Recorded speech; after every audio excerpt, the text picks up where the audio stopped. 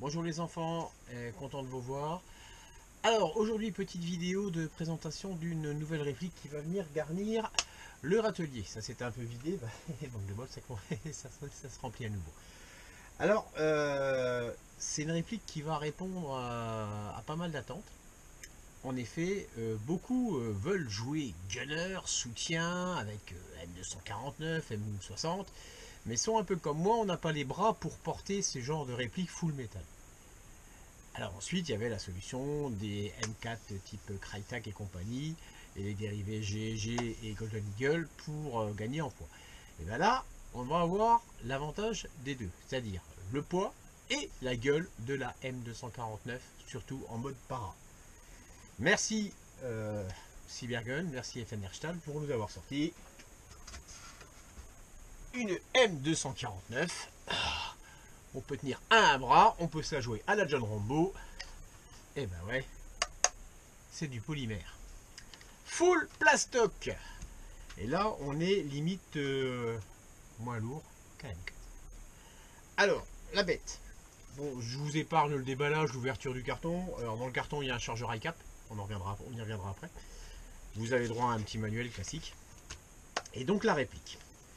Alors, la réplique en elle-même est vraiment full plastique. Hein. À part là, genre de pièces, on en a en ferraille. Tout le reste, merci Pupus. Ça va toi? Ouais. Je suis en train de causer. Bonjour. Ouais. Dernière fois vous avez eu mon chien. Là, vous avez mon chat. Bonjour Pupus. Voilà. Hop, on continue. Donc la réplique est vraiment full plastoc. Même le... Je lui mettrai dans le bêtisier ça. Hein, Pupus, je te dérange pas? Hein? Non, ça se passe bien. Hein? Non mais t'as raison, effectivement les vidéos de chat sur YouTube ça marche super bien. Donc je mixe. Bon, hein, oui, bah oui, je suis d'accord avec toi. Hein. Oh bah oui, t'as raison. Voilà, tu peux descendre, je peux continuer mon travail. Allez. Bon, on va. Je reviens. Oui, oui, bah, je suis d'accord avec toi. Ah bah tout à fait. Allez, hop. Voilà. Oui. Allez, je suis à toi dans 5 minutes. Zou. Voilà. Quand on fait pas assez de vues avec des vidéos d'airsoft, on fait des vidéos de chat. Et puis voilà, comme ça marche. Donc j'en reviens à la bébête. Donc on est dit full plastoc. Vraiment, les pièces en métal, vous les cherchez. Oui, même le ponté là, c'est du plastique. Le bipied est en plastique. C'est vraiment, là l'aimant, vous le remballez, ça sert à rien. Donc le gros avantage, c'est le poids. Autre avantage, pour des gens comme moi qui ne sont pas forcément des férus de mécanique airsoft, c'est que contrairement au M249 classique, on est sur une Gearbox V2. Oui, vous m'avez bien entendu, V2. J'en profite, je vous montre.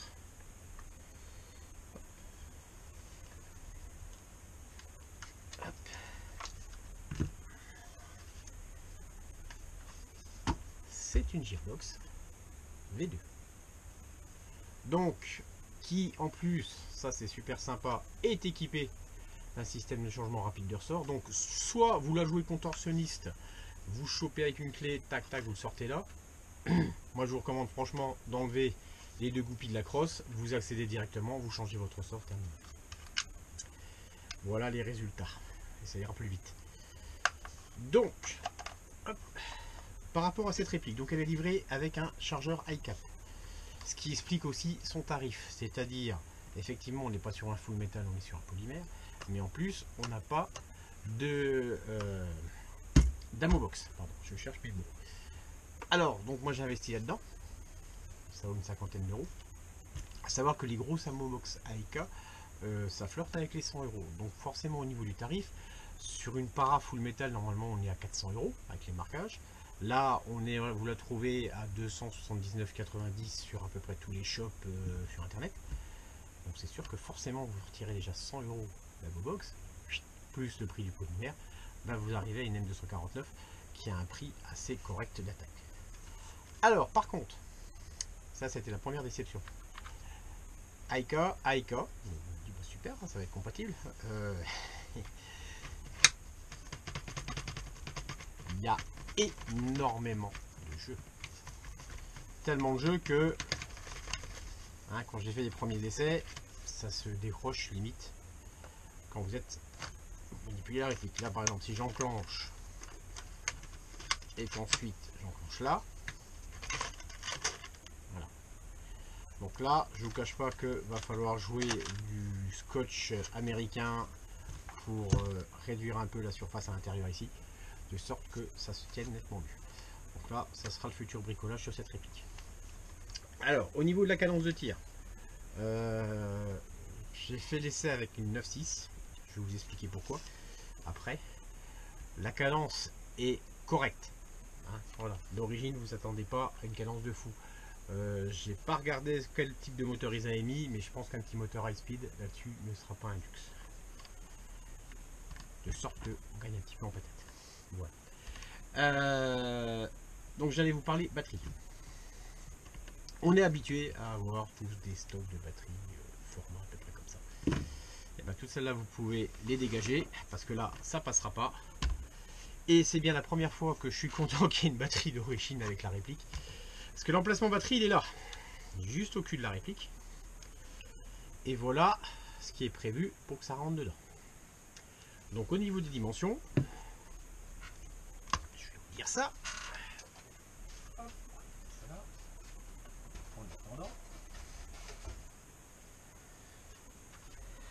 Le juge de paix, il va falloir que vous trouviez des batteries qui fassent pas plus de 7 cm de long sur 3 et sur 3. Donc là on arrive vraiment à une taille de batterie, là je comprends pas bien ce qu'ils nous ont fait. Je pense que la solution ça va être de prolonger le câble d'alimentation, de trouver un petit chemin. Alors là ça va être coton avec le canon, je sais pas si ça va être possible ou pas, peut-être de passer en dessous, je sais pas encore, mais clairement pour aller choper les rails, bon, ils sont en plastique, et mettre un PEC, parce que là je vois pas honnêtement ce qu'on va pouvoir trouver comme batterie qui puisse rentrer là-dedans. C'est vraiment rikiki. Ils ont fait une batterie là vraiment sur mesure pour que ça rentre. Donc là puis bon voilà, c'est une 9.6, hein, on est tous là, des éléments de batterie filmés en noir comme ça, on sait ce que ça veut dire, hein. C'est le genre de batterie qui va très vite nous claquer dans les pattes. Donc il faut trouver autre chose, il n'y a pas à faire. Hop. Donc changement rapide de ressort, ça je vous en ai parlé. Le point positif, le point négatif, la batterie. Un autre point négatif effectivement, donc c'est le fait qu'on a énormément de jeux quand on met une Amobox. Le bipied, je vous cache pas qu'à mon avis, moi je vais le dégager parce que vu comme je vois, voilà, hein, ça encourage pas. Ça encourage pas du tout, ça donne pas du tout en confiance. Bien vraiment vous posez et puis doucement. Vous voyez déjà comment ça bouge, c'est pas top du tout. Clairement, là au niveau du bipied, il faudra pas lui en demander de trop. Qu'est-ce que je vais vous dire? Donc cadence de tir, ça peut mieux faire, mais bon voilà, on est sur une réplique à 279 €. On va pas lui demander non plus de nous sortir des performances d'une réplique haut de gamme comme on sait si bien les payer à très cher. Donc là c'est clarinette, il faut relativiser. Voilà, relativiser. Changement du moteur, j'ai fait malgré le temps parce que c'est pas beau, quelques essais de tir. J'ai été agréablement surpris. Le canon bloc hop-up fait très bien son boulot et ça part loin. Alors je l'ai pas encore passé au chronie, je vous mettrai je pense juste à ce moment là, tac, là ça va apparaître, vous aurez la puissance au chronie que je vais calculer tout à l'heure. Je vais pas vous la filmer, ça sert à rien, c'est juste je vais pas vous rallonger, vous avez déjà eu le droit à une scène de chat, donc on va éviter de vous mettre aussi un chronie, ça sera bien. Voilà, donc tout à l'heure je vais la passer au chronie, je vous noterai sur la vidéo combien ça passe. Alors c'est une petite réplique sympa, pas trop cher. Donc je vous dis au niveau upgrade, je pense moteur, joint canon, je pense que pour l'instant ça va rester comme ça, à ma grande surprise. Franchement je me pensais déjà commander un canon de 300, je ne sais plus combien, tiens d'ailleurs je vais vous dire ça. Je ne sais plus à combien est la longueur du canon. J'avais mesuré, hein, mais voilà, j'ai pas retenu. Le système pour décrocher le canon est par contre est le même. Hein. Ça n'a pas changé. Donc ça, c'est très pratique. Hein, pour les bricolos du dimanche. Hop, ça y est, vous avez vu, hein, juste la petite papate ici, et c'est bon. Et donc, hop. Je vais vous dire ça. Il semble qu'on est sur un canon. Alors, par rapport à quelque chose près, hein, parce que j'ai pas démonté le copote. On est bien d'accord. On est sur un canon de 335 mm. Donc c'est un peu moins court qu'un canon d'Aka de M4 et un peu plus long qu'un canon de 416. Mais honnêtement, je vous dis, là, j'ai été très agréablement surpris par l'efficacité du canon et du bloc. Je pensais pas que ça marcherait aussi bien. J'étais franchement... j'ai lâché 3-4 rafales. Les gros, ça part droit, ça partait assez loin. Donc c'est pour ça aussi que j'ai hâte de le passer au chronie, parce que ça se trouve, elle pète peut-être à 450 fps, ce qui explique pourquoi j'ai une telle portée. Ce qui sera encore bien possible. Des fois on a les mauvaises surprises. Hein. Combien de fois on nous annonce des répliques qui sont censées être à 300 fps, et puis vous arrivez au chronie, et puis ah bah merde. Pas bon. Voilà. Et voilà ce que je pouvais vous dire donc sur la M249 de chez AEK, marque FNR-Stahl, distribuée par Cybergun. Donc 279,90 €. Donc comment devenir un gunner à pas cher et surtout sans se fracasser les bras avec une réplique qui va vous faire 5 kg, sans compter les billes. Voilà.